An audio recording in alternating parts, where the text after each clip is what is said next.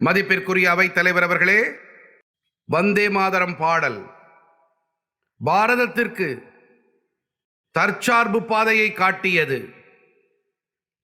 அந்த காலத்திலே தீப்பெட்டி, மேட்ச் பாக்ஸ், அது தொடங்கி பெரிய பெரிய கப்பல்கள் வரை அவற்றின் மீதும் வந்தே மாதரம் என்று எழுதும் பாரம்பரியம் இருந்து வந்தது.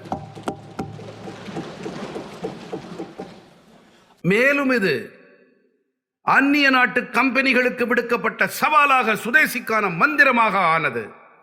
சுதந்திரத்திற்கான மந்திரம் சுதேசிக்கான மந்திரமாக ஆகிப்போனது. மதிப்பிற்குரிய அவைத் தலைவர் அவர்களே, நான் மேலும் ஒரு சம்பவம் குறித்து பேச விரும்புகிறேன். 1907ஆம் ஆண்டிலே அப்போது வ.உ. சிதம்பரம் பிள்ளை அவர்கள்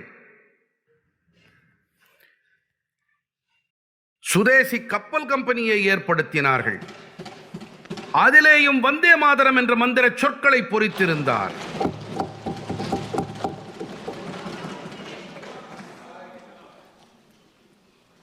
தேசிய கவி சுப்பிரமணிய பாரதியார் வந்தே மாதரத்தை தமிழிலே மொழிபெயர்த்தார். மேலும் பல துதிப்பாடல்களையும் இயற்றினார். அவருடைய பல தேசபக்தி தமிழ் பாடல்களிலே வந்தே மாதரம் மீதான ஸ்ரத்தை தெளிவாகவே புலப்படுகின்றது. ஒருவேளை அனைவருக்கும், தமிழ்நாட்டு மக்களுக்கு தெரிந்திருக்கும், ஆனால் மற்றவர்களுக்கு தெரியாமலும் போகலாம். அதாவது பாரதத்தின் கொடிப்பாடல், இதையும் சுப்பிரமணிய பாரதியார் தாம் எழுதினார். அந்த கொடிப்பாடலை பற்றி விவரிக்கையிலே அதன் மீது வந்தே மாதரம் என்று எழுதியிருந்தார்.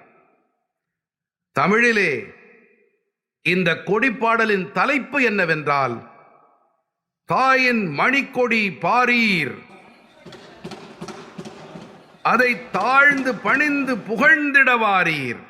அதாவது தேசபக்தர்களே, கண்டுகளியுங்கள், அனைவரும் தலைதாழ்த்தி பணியுங்கள், என்னுடைய தாயின் தெய்வீக கொடியினை போற்றி பாடுங்கள்.